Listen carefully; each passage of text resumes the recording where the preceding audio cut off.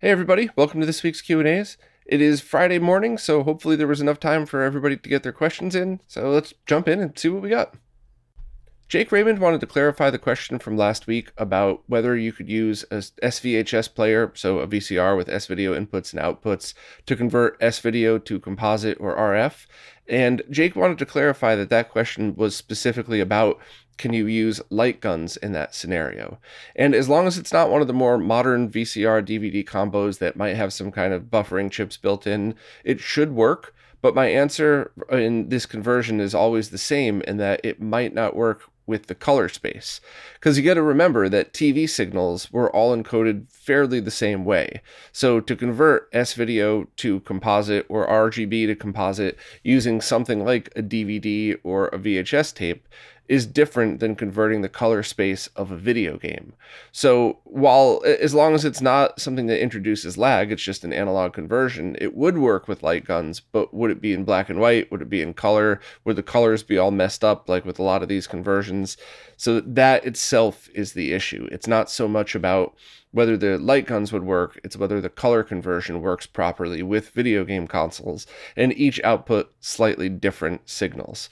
So at the moment, there's no one has been able to solve that. There is one device that I keep meaning to test. I'm so backlogged, but there is a Mr. case that allows for composite video output where you could tune the composite video out, but you would have to tune it per core.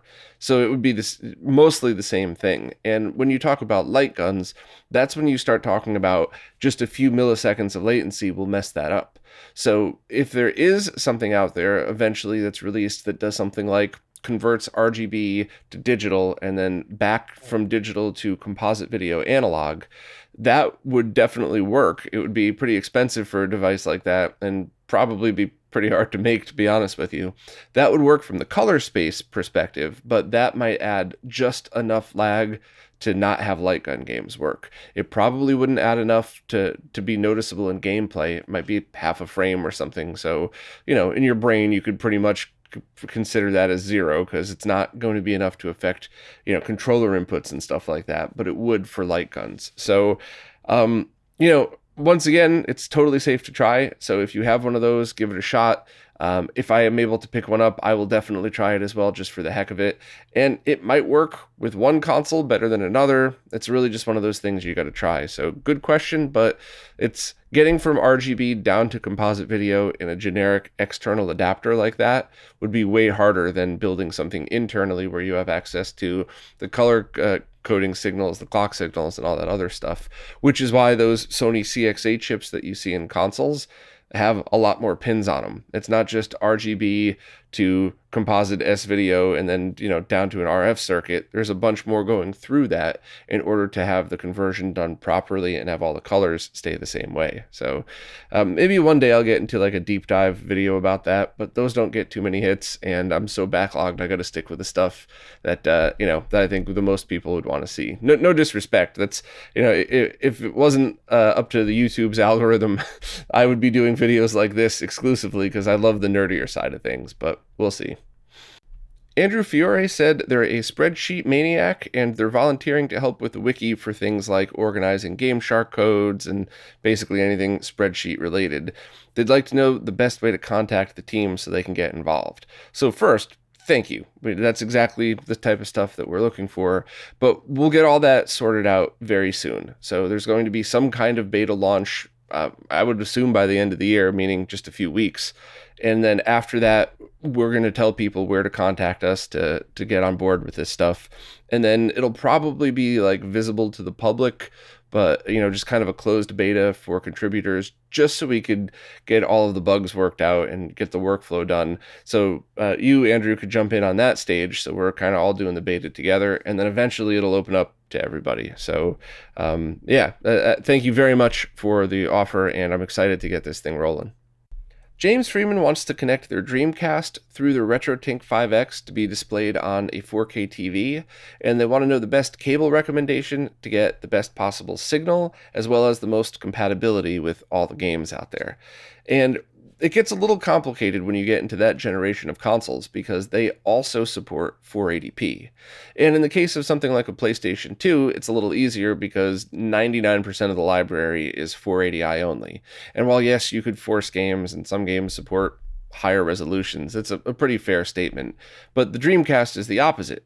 Almost the entire library is compatible with 480p or 31 kilohertz. So if you're looking for the most compatibility and the best possible signal, you're going to want one cable that could switch between both of those signal types. I have the retro access cable here. It works perfectly with all signals. I would leave it on 31 kilohertz mode, so 480p, and I would only switch it off of that if you need to use the switch trick. Check out the Dreamcast video I did for an explanation on that. Or if the game just won't work at all in 480p, 31 kilohertz mode. And that should totally solve it. Now, the retro gaming cables one should work as well.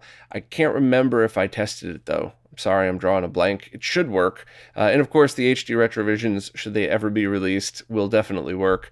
Those probably would have been my number one recommendation, except they've been coming soon for years, and now with a global part shortage, I wouldn't hold your breath for those. I mean that with love and respect to the HD Retrovision team, but it's just, I gotta be honest.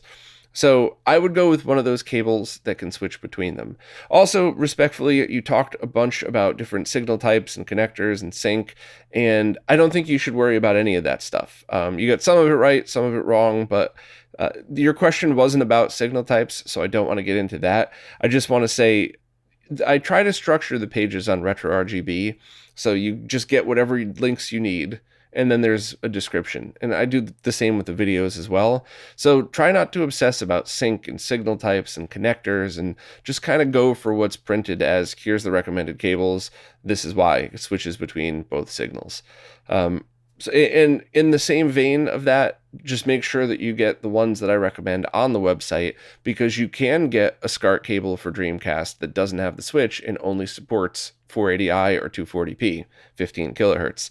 And on the flip side of things, you can go get a VGA cable and something like the HD15 to SCART, which, while that's a great solution for Dreamcast, that also doesn't have the switch. So if you want to play the one or two games that are not compatible with 480p, you can't in most cases. So that's my answer, is grab one of the SCART cables that's linked on the website. I'll put a link in the description to that. And, you know, I'm sorry that all of these things are so confusing. I try to make it as simple as possible, but it's just the way these consoles were made and the time they were made in, they are all unique and different. And you have so much misinformation being spread on social media and on forums.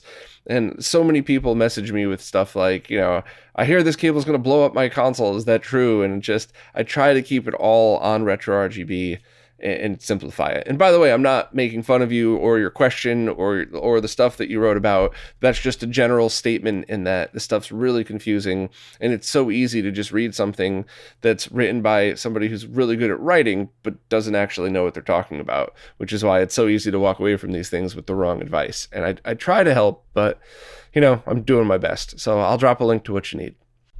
Paul Pastor said, we have test software like MD4A that could compare the audio output of original consoles to software and hardware emulation solutions to get it to near 100% accuracy.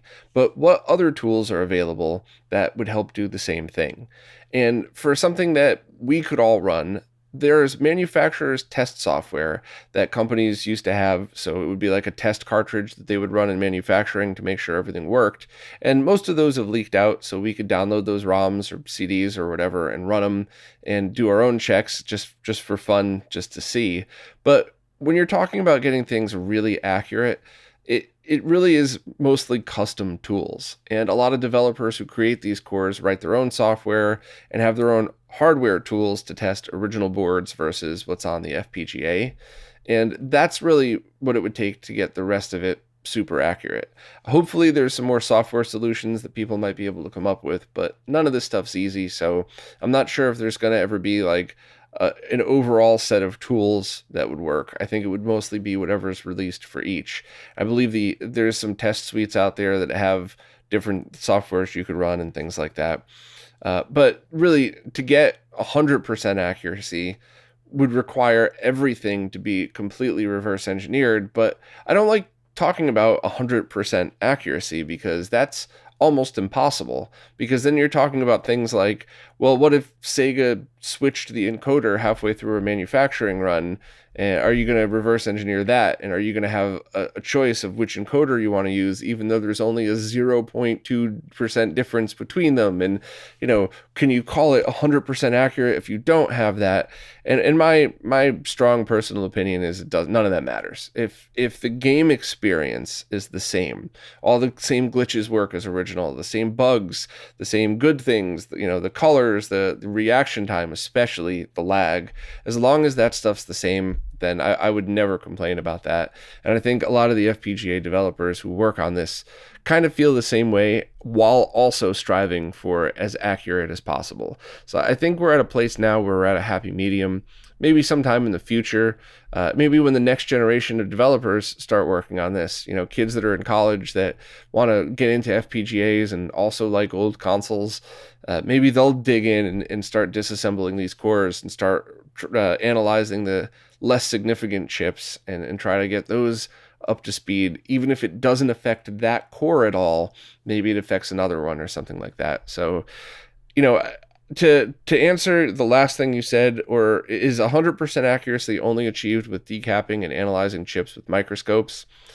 You could do it multiple different ways, but 100% is really the thing that needs to be addressed there. Saying 99% accurate, you could do it a bunch of different ways, most of which are over my head. But 100%, I don't know if that's ever possible, and I think that's overkill anyway. So I just wanted to clarify that and make sure I was properly, putting things into perspective. But hopefully that was your answer. Adam Cameron is looking for an original SSD S3 that either has the fixes done to it or is a high enough revision that Terra Onion already incorporated the fixes. They just don't need the HDMI features or the super graphics support, and they want to know how to find one. So the first one is kind of easy. If you have an original board, the original SSD S3 that could have benefited from some bypass boards on there, just look for pictures of those on eBay. Anybody that took the time to do that would absolutely take the time to take a picture of it. And if they didn't, I wouldn't trust that at all, because they're probably hiding shoddy mod work. So I would just look for those, look for the typical, are there good pictures of the mod work? Does it look sloppy? Is it held? Are the solder joints held in place by glue? Using glue to hold the boards is totally different than using glue on solder joints. I don't want to get into a glue rant here, but that's certainly one way to look. And then I think there was a year cutoff where any boards with a certain year date stamp on it already had those fixes implemented. So, maybe I would check the Terra Onions Discord or something like that and see if there's a way to figure it out. But and I don't know if Stone Age Gamer still has the original one in stock, so that might be another one, because if they did, then it would definitely be the later revision. So I would kind of check through all those places, but I totally understand. It's a totally fine product by itself. If you don't need HDMI out or super graphics support, it might not be a big deal to you. The only thing I would mention is the newer one does have the ability to have RGB output with the correct color palette, and that's over RGB as well. So that's something that might be worth thinking about. But either way, I would just kind of look for those and hope that you find one for a discount, because, used. 2 questions from Rick Lewis. First, would any video game upscalers do anything for old video using Composite? They know it won't make it look like Blu-ray or something, but would running a VCR, DVD, or Laserdisc through any upscalers produce better results? They don't want to purchase one to test, they just figure they'd ask to see. That's going to depend, and that's going to depend on the signal source, what you're going to, what the goal is, and in many cases, I would never recommend buying a retro gaming upscaler to test with video signals. I would say use what's built into your TV, find an old DVD-O box that processes 480i well. If you set it to film mode, there's going to be a lot of lag, but that obviously doesn't matter for VHS or DVD. So for the most part, no, but I do think it's cool to do things like scale through the RetroTink 5X with some CRT filters on or something like that. They're pretty cool experiments to do. The sharpness thing that we often strive for with 2D style retro gaming graphics Doesn't really translate well to video though. So sometimes adding scan lines will over sharpen things, and it's not always the look that people are going for. But things like the 480i scan lines, so the flickery look, I thought that was pretty neat sometimes for that. So as just a general answer to the question, would video game upscalers make old TV and signals look better? Probably not, I guess, is the safest answer. I'm sure there are cases where people would have absolute proof that it made their movie or VHS tape look better. And if you already own one, absolutely give it a shot, but don't go out and buy these just for video. And next, you said you think you remember that there is a case where using a Y cable is not safe for electronics. It's video. There are some exceptions to that rule, but respectfully, if you don't already understand what that exception is, it's much safer to just say you could split audio with a Y cable, you could combine audio with a Y cable, and yes, there's always some pedantic person in the comments that's like, actually, you might get a little bit of it's. We're talking about safety here. It is safe to combine or split audio signals with a Y cable. It is not safe to combine or split video signals. And by combine, I mean things like you have a scaler or a TV with one composite video input and you plug two consoles into it. Even if both consoles are not powered on at the same time, even if only one is powered on at once, it's still not good because you're still putting the load on whatever the components that are on the motherboard are on there. So for video, only plug one in at a time. But the opposite scenario, you have audio coming out of a console, a DVD player, whatever. If you want to split Y cables and send one set to your TV and one set to your stereo, that's fine. Once again, I'm talking about safety. Sometimes you might get audio issues. Sometimes it's perfect and you'll never know the difference. And same thing on the flip side, where if you have like a common scenario is you have a TV with component video and S video inputs and you have one set of audio inputs on there. So I've seen people use combiners so that you put both consoles into the same audio input, or things like the RetroTink 5X when you're talking about composite and S-video. That's probably a way better example. So like the RetroTink 5X, you have one console plugged in with composite, one with S-video, and then you combine the audio with the Y cable. And as long as only one is plugged in at the same time, the video inputs are discrete. So your Super Nintendo plugged in via S-video the video is only going into the S-video jack, and then you have audio going into a Y cable, and then your Sega Genesis through composite video the video is only going into that composite port that's not being combined. Technically, they're both plugged into the RetroTink 5X at the same time, but the circuitry is built for that. And then you could put the Genesis stereo audio through that Y cable, and only if one is plugged in at the same time, it's totally safe. So hopefully I made that more clear and not more confusing, but please let me know if you'd like me to elaborate any more on that stuff. Jason Lozen said they have the original Tower of Power, so a Genesis one, Sega CD one, and 32X, and they use the original power bricks as well. After looking at the recent write-up of the Rondo 3-in-1, so the Castlevania Tower of Power thing, would this new brick offer less vampire leakage when systems are powered off?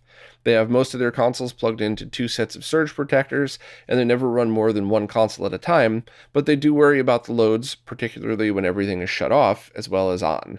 So I don't think it would matter. I think things like the Sega CD and 32X are always drawing something. And if you stuck a multimeter in, you could probably measure that. But I don't think it's drawing anything significant until the Genesis is powered on, which sends those two a signal that says, okay, let's start working. And switching over to a newer brick with the 3-in-1, that comes back to what I was talking about in the weekly roundup about amperage and power is pulled. So I think it would be the same thing. Maybe the new Triad brick is a little more efficient or something like that, but I don't think you would need to worry about phantom power and loads on your AC lines. Now, if there's any electricians out there, please correct me. I am not an expert at this, but I do know just enough to get myself in trouble, and I'm 99% sure that you could have 100 consoles plugged in and turned off, and while they'll all have a bit of phantom load, it's not enough to ever really worry about anything like that, because you're not really pulling any power from your main breaker. It's just kind of sitting there The only things that might be a little bit different are ones with internal power supplies, like the original PlayStation. So the AC power is always going to the power supply, and it doesn't activate until you press power on. But even then, it's significantly lower than when you're powering it on, and the CD spinning, and the CPU and GPU are pulling the power from it. So I guess the only suggestion I would recommend is if phantom power is something that's a concern to you, because maybe your situation is unique, maybe your setup, your wiring, there's always something I don't know about that could be completely relevant to your setup. So if that's a concern, turn off the surge protectors when you're not using them. That's what I do here. It's a giant pain because sometimes I'll get everything set up and then I forget and I got to get up and climb behind and turn on the surge protector. But it's just, if that's the peace of mind you're looking for, I wouldn't worry more about, or I'd worry more about the power surge protectors than I would about the power bricks. Although the only other thing to note is those older ones are aging. So if you haven't changed the capacitor in them, you might get cleaner power using the newer one. I hate to use words like that because, it's not a great description, but as far as the context of what we're talking about, I think that's kind of a good way to put it. But I think for your situation, the better thing would just be to flip the power switch off if you're concerned about phantom power and stuff like that. Couple of questions from Space Robot Arm. First, they heard that plugging a 31 kHz video signal into a 15 kHz monitor can be dangerous or damage the monitor. They were wondering if I knew the explanation for this. So it's kind of complicated as to why, because it's the way the electron gun works with the power supply that's built in, and I think a CRT super expert would be better versed at answering the explanation, but I can give the overview in that if you had a scenario like you have your Dreamcast with a SCART cable that has the switch on them, and you had left the switch in 31 kHz 480p mode when plugged into your RetroTink 5X, unplugged that and plugged it into a SCART to BNC adapter going into a 15 kHz only PVM, and forgot to switch it, and you power on your Dreamcast and you see the screen go crazy and you immediately power off your Dreamcast, that's probably not going to hurt anything. I have heard of people killing their monitors that way, but without knowing the full situation, my gut tells me that monitor was one breath away from death anyway, and anything would have killed it. Static electricity might have killed it. So I haven't ever seen proof of just a one-off thing like that killing a monitor. And while you should avoid it at all costs, it's not like I wouldn't freak out if you accidentally did that.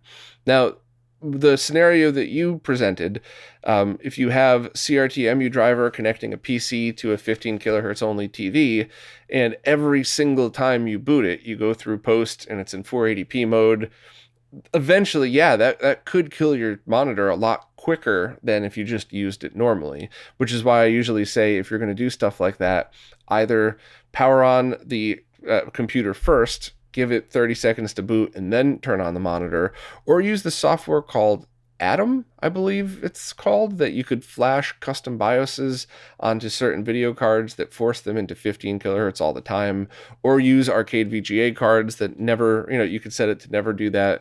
But so just the general answer to that is, yeah, it is dangerous. It's for a bunch of different reasons involving voltage and the way the guns work. But just doing it once by accident for a second or two shouldn't really do any serious damage.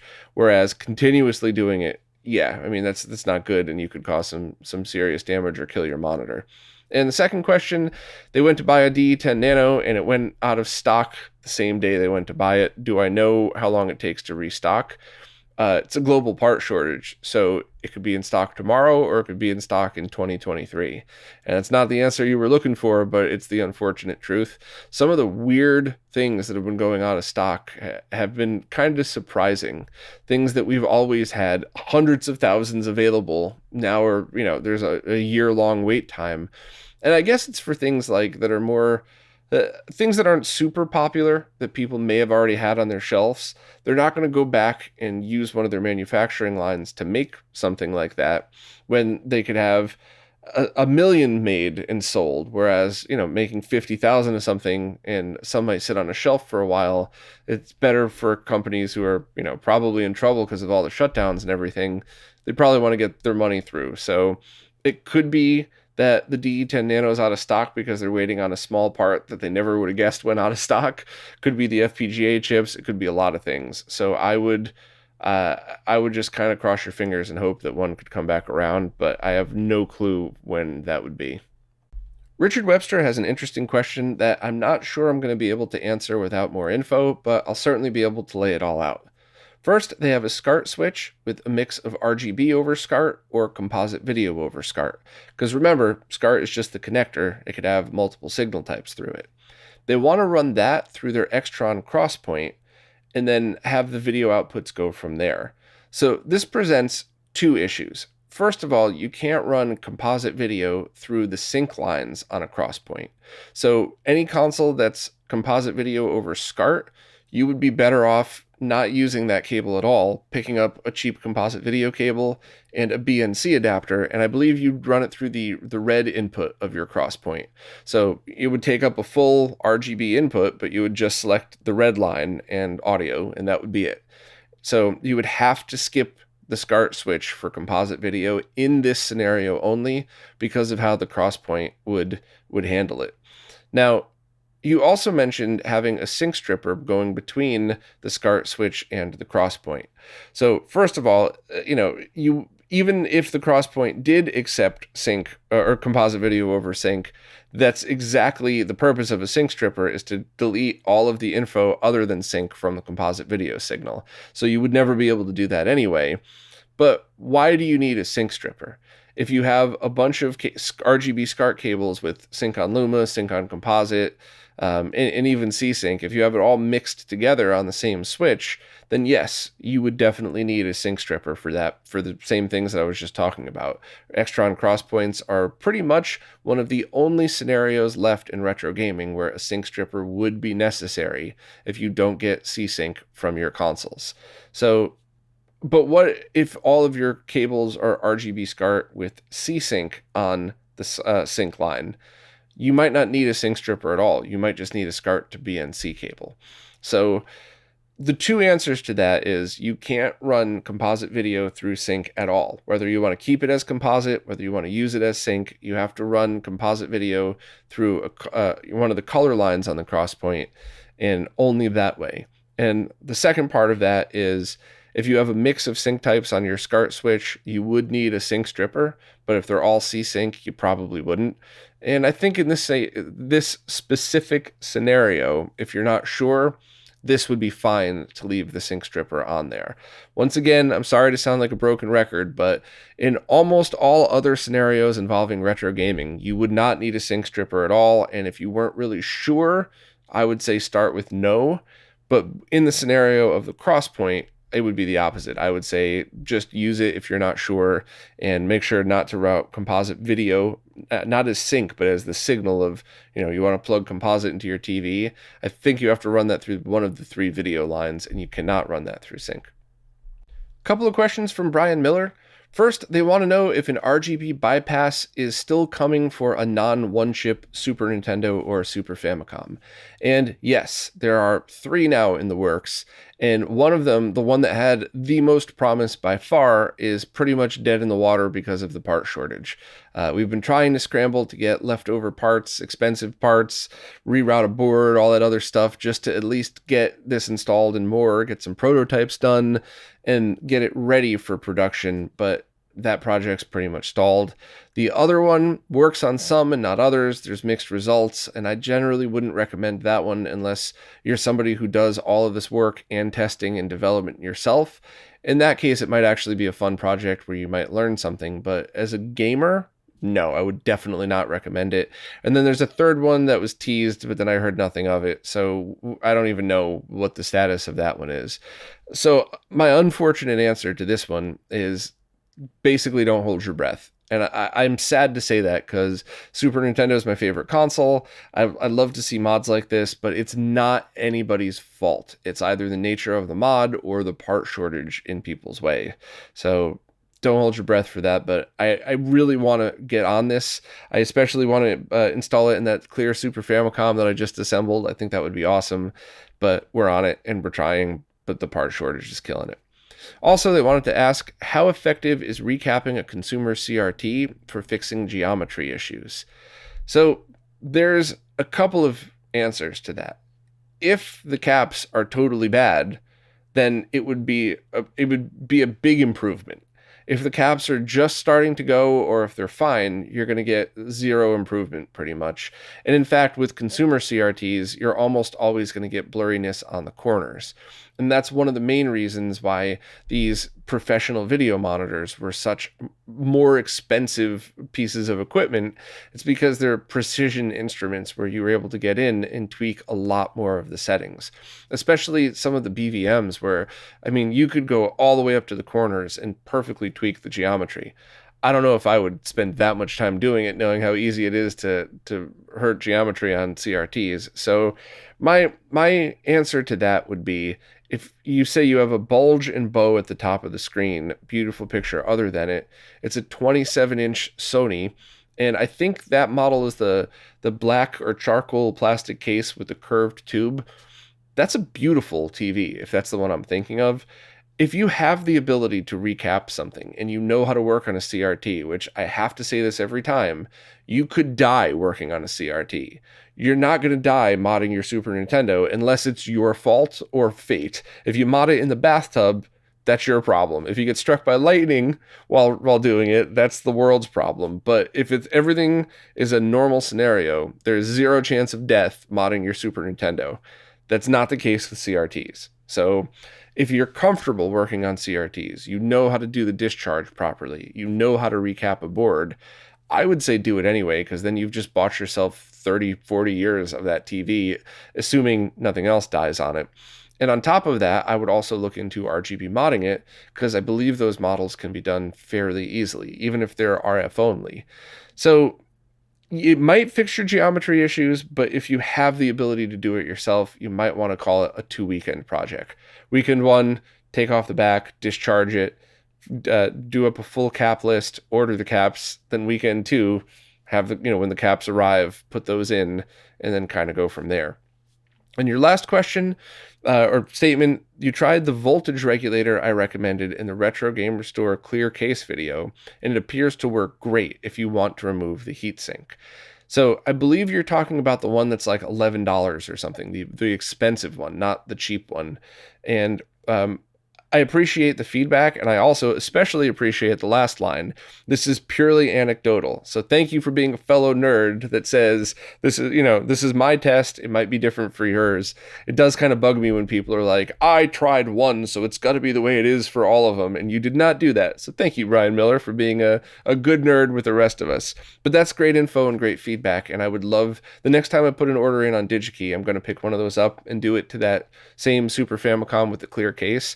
And I'll do before and after screenshots of that too, just to see. And heck, because I'm me and I'm weird, maybe I'll buy the cheap one too, so I could do 3 screenshots. Before, cheap voltage regulator, so you see the diagonal interference, and then the one that's more expensive, where hopefully I'll get the same results as you and not have them. And just a quick aside, the cheap voltage regulator is perfectly fine in some scenarios, just not for replacing them in NES or SNES. And they're like, don't do it for retro game consoles, but if you ever have another piece of equipment that you show up and it has that, don't assume that it's bad. It's a perfectly good part. It's just not designed to be used in some of these consoles, which is why sometimes you get interference. But all good questions. A couple of questions from Jason Guffey. First, what do I recommend for cleaning circuit boards that have been stained with tobacco smoke, flux, whatever else? I basically dump as high alcohol percentage isopropyl on it and scrub it with an electronics brush. An old toothbrush is fine, but my OCD will not allow me to do that, because then I'll always be wondering if which toothbrush I'm using to brush my teeth was just used on a circuit board. So I buy these very cheap and very, very handy, like the good types of bristles, electronics brushes, and I've been using these for a while and they seem to work great.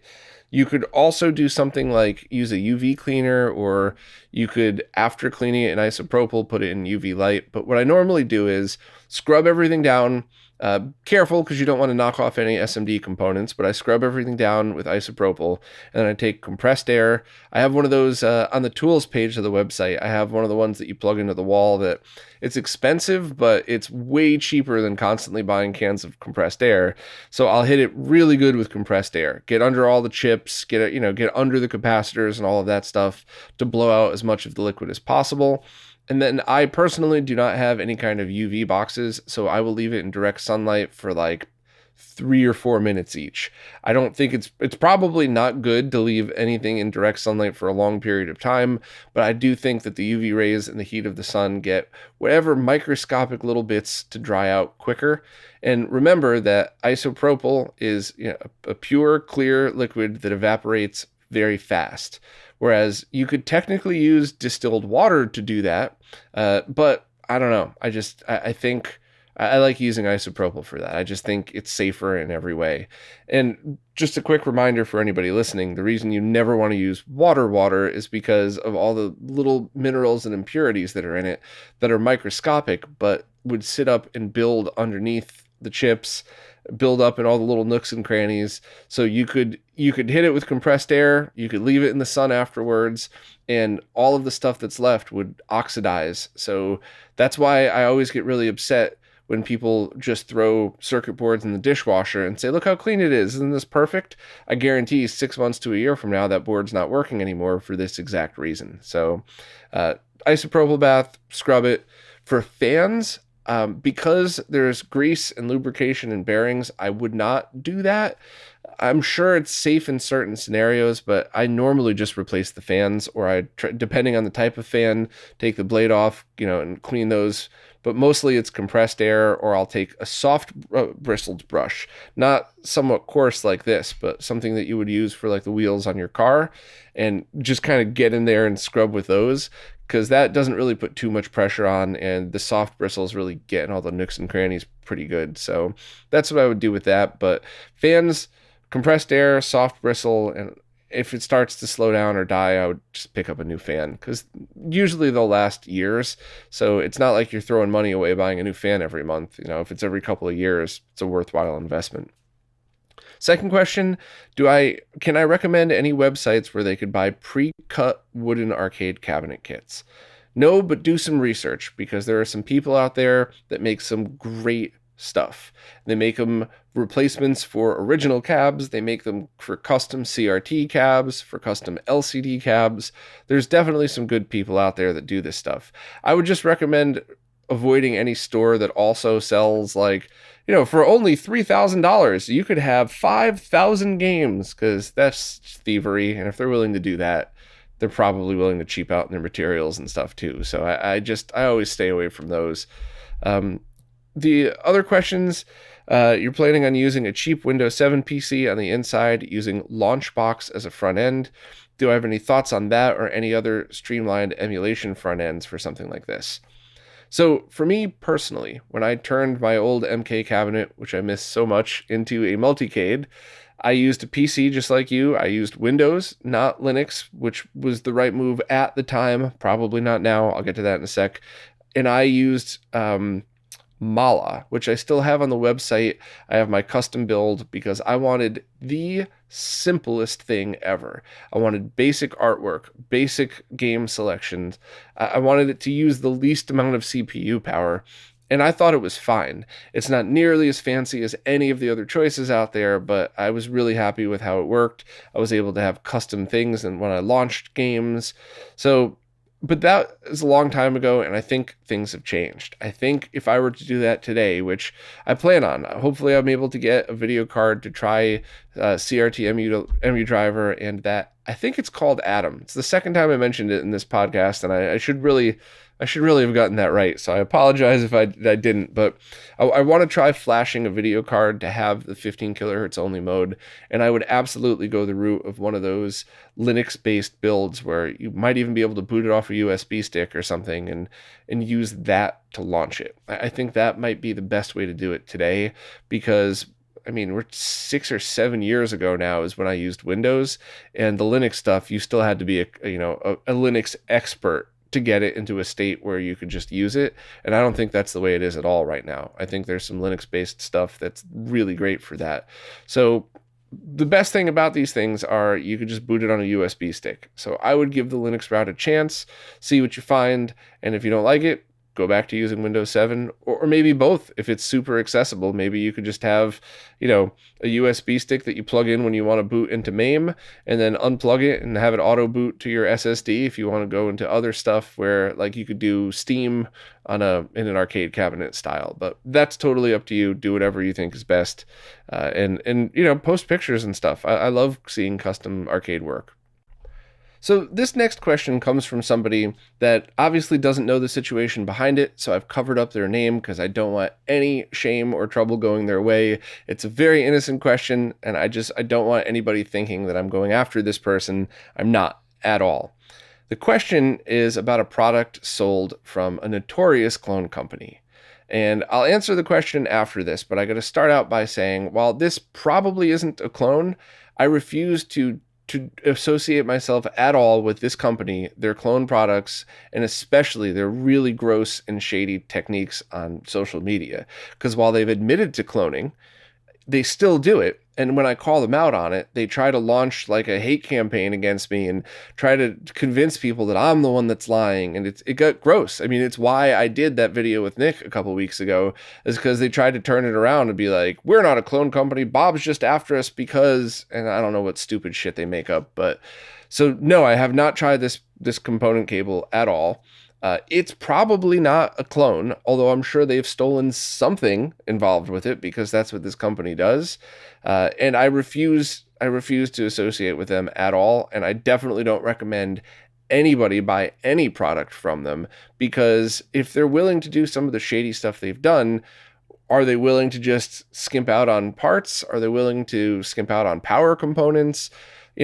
Generally speaking, I've actually heard their products are made fairly well in most cases. There's been one clone they did that was terrible quality, but I've seen other stuff that they did, especially with open source, that wasn't bad. But I don't care. I'm never talking about them. I blocked their name out. I don't even want to say their name out loud because I just think they're horrible pieces of shit. And I just don't want anything to do with them. And I strongly recommend that nobody buy their products, because not only do they continue to clone, they just cloned something else yesterday. I just was talking to Voltar about this yesterday. They completely and totally cloned another closed source product. And they changed the name this time. But yeah, it's very, very gross on what they're doing. So no. However, to answer your question, you had seen this GameCube component cable and wanted to know if it was good for use through the RetroTink 5X.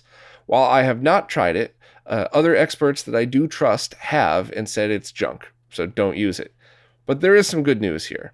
If you want a very cool solution, you could take something like the Carby or the Prism, both are HDMI plug-and-play devices, and you could get a cheap HDMI to component video converter.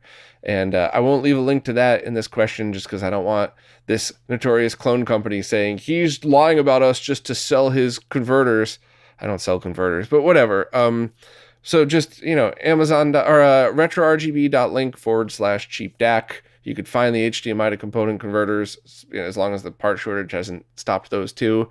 And you could get a really awesome and clean way to get GameCube into a RetroTink 5X to let that scale it. And in the cases of 480i, you can get the motion adaptive deinterlacing. In the case of the Game Boy interface software, you get that custom mode. So that's a great solution. And you could also just use the HDMI out should you ever want to. But it's also kind of future-proof, so that 4 years from now, when the next run of scalers are all out with HDMI in, now you still have a product that you get a perfectly clean signal from that you can go into any future scalers. So I would strongly recommend getting quality stuff, and I would also strongly recommend not ever buying products from notorious cloners like that. And I'd also, just on a personal note, also keep in mind who promotes those products. And don't listen to them either, because there's obviously something going on for somebody to be willing to promote a notorious clone company like that.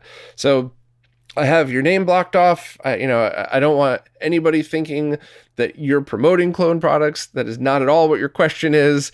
Your question is simply about GameCube, and you obviously didn't realize that that company was a clone company. So, feel free to always ask questions like this. I will always protect the innocent when I can, but I have no filter when it comes to speaking against thieves, liars, and especially clone companies, because they're both thieves and liars.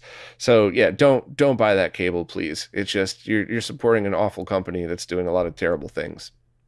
Jace Bradford lives in Japan and wants to start streaming Famicom games. They said it's easy to find AV modded Famicoms here, but not RGB modded ones, and they don't have any modding experience. They do have a Retrofreak console, but don't trust it lag-wise, so what would be my current recommendation? So I'm assuming that you want to play on a flat panel based on the fact that you're using a Retrofreak and you didn't mention a CRT. So that's where my answer is going to be directed towards. If you do want to plan on using a CRT, please let me know, because that's going to be a slightly different answer. But two things. So first of all, you want to get everything to HDMI, or in the case of the Retrofreak, just use it. Put it through an HDMI splitter and have one go to your capture card and the other go to a low latency monitor, TV, whatever. And that way you could stream and play at the same time with the easiest and kind of fastest setup from there. So right off the bat, you just want to make sure to get them to HDMI, and that's all you would have to worry about. The question is, what is more important to you? And it's my opinion, which of course, you don't have to agree or disagree with, but my opinion is, if I had a choice between something like a Retrofreak, which looks amazing, the console's output, emulator quality, because that's essentially what they are, but you are going to get more lag than the original. I don't think the Retrofreaks are terrible, but it's still probably going to be noticeable. And software emulation in that type of implementation usually has a bug or two that you could feel if you play your favorite games. There's going to be a slight feel that's different than the original. So if I had a choice between using that, which looks beautiful but isn't quite the same playing experience, versus using an original console that's I'm going from the AV, so composite video, to a RetroTink 2X or a RetroTink 5X, I'd much rather do that, because it's not going to look as good, but the experience is going to be more accurate to what you would want. And basically, in scenarios like that, as long as your display is low latency, if you lose, it's because of your performance, not because of a bug or latency or anything like that. So the only choice at that point would be, which RetroTink you would like to use. Now, the good thing about streaming is if you're running the RetroTink 2X into that, you could just set your streaming software to double it. So I think you right-click and you set the scaling to 0, and then you double it to 200%. Or more, depending on how big your stream is. And then you could go from there. So even though you're playing in 480p, you could technically be streaming in 1080p with it scaled right, and it'll look decent. Or, of course, you go right into the RetroTink 5X. You get the better filter. Composite video looks better. You could play and stream in 1080p, but it's a lot more expensive. So my recommendation, as long as you're playing games where lag matters and accuracy matters, would be to get one of the RetroTink products and use an HDMI splitter. If you're using if you're playing turn-by-turn RPGs or strategy games, the Retrofreak would be awesome then, because lag wouldn't matter in a turn-by-turn RPG. And if you have any bugs, it might just be a graphical glitch and an audio glitch, not something that's going to kill your move halfway through or something like that. So I would base your decision on that, and also budget, of course. You already have the Retrofreak, so all you would have to buy is a cheap HDMI splitter, which there are millions of those. So let your budget decide. And then also just kind of go figure out what games you want to play and what the end result is. Because it's very easy to say, like, oh, those software emulation consoles are junk, don't use them. But the truth is, there are plenty of scenarios in which that's a great console to use, and it is what I would recommend. So you got to just decide what games you're going to be playing, and what your budget is for that stuff. But hopefully I pointed you in the right direction.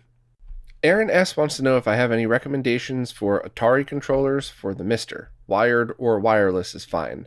They're looking for a joystick as well as a spinner solution.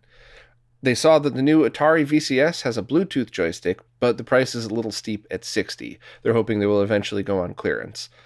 If I'm remembering correctly, and I didn't look this up, this is just off memory, so I could totally be wrong, but I think that support for that Bluetooth controller specifically was added to Mister's code. So as long as you have a Bluetooth adapter for your Mister, that $60 controller should work totally fine. So you're right, it's a little expensive at $60, but that's certainly a solution. The other stuff I like are the Hyperkin, their controllers. I tested those in the Atari 2600 live stream, and I definitely liked them. I thought they were very good. You would just need a controller adapter, and the Damon Byte have been my favorite. You can get them right from their website, or I think there might be at least one other store stocking them soon. But I can't remember if I've tried it with the spinner before. So that would be the only thing. And for me personally, the spinner games are by far my favorites for the 2600. I think that very basic, here's a controller, spin the paddle to match what's on screen. I don't think that experience has changed much since the 2600 came out. And I think I could have just as much fun playing a modern spinner game as I would the old 2600 one. So that's a good question. I think if you use USB spinners, basically any USB controller that's a spinner controller, that should work, as well as any USB controllers that are 2600 style. But, I actually just had a conversation with somebody on the Mr. team about 2600 and how I want to do a stream with that again. I basically want to do the same stream I did the first time with original hardware, but do it on the Mr. and test the exact things that I'm talking to you about. So my recommendations are more general in this one, and I hope to at some point have very exact recommendations for all the reasons we just discussed. So for now, I guess I would say look for USB solutions that are cheap, that support spinner controllers or 2600-like controllers. Or, of course, just get like a Sega Genesis USB controller like the Retrobit ones and use that for most games. But that one's really going to be up to you. And I don't have solid recommendations because I haven't really dug deep and tried like I wanted to. So sorry, Aaron, but hopefully I could at least point you in the right direction. Lily Larceny has been restoring Sega Genesis consoles, doing recaps and cleaning them up, and is now considering installing a bunch of triple bypass boards in them. So they wanted to look into having them ordered and make their own in order to install them. And they had a few questions about how to order that, and ethically, is that something that's cool to do in a project like this?